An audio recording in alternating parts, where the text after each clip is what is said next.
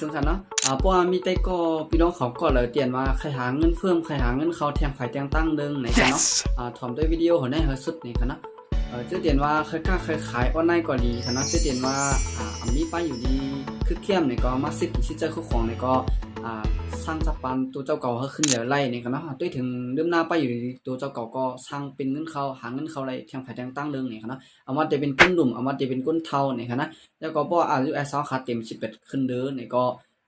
เฮ็ดหาเงินเขาไรกูก็ในขณะเอามาจะเป็นผู้ยิ่งผู้ใจกันนะ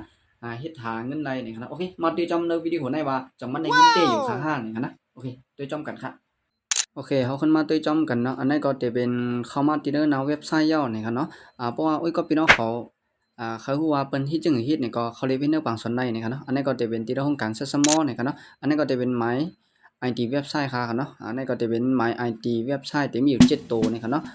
เพราะว่าเขามีหมายมาปงตินเนี่ยก็รายย่อเนี่ยครับเนาะมีหมายมาปงตินเขาค่ะอายุอายุ10 18เนี่ยก็เขาสมัครรายย่อเนี่ยครับเนาะอันนี้ขณะเพราะว่าเขามาคัดจะเฮ็ดสร้างเนี่ยรายเงินเต้ๆเนี่ยครับเนาะในขณะเจอในจะเป็นเพราะว่าเขาคัดจะกล้าขายของรายมาเนี่ยครับอันนี้ก็จะเป็นเงินเตียนรายมาในเว็บไซต์อันนี้ค่ามีไว้เนี่ยครับเนาะ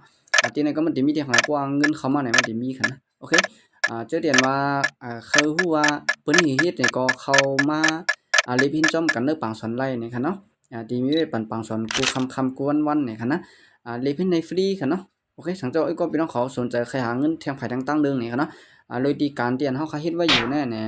อำโลออกคันนะเฮ็ดจ้อมกันก่อนไรคันนะตั้นเข่งเข้าแล้วก็มาเฮ็ดไร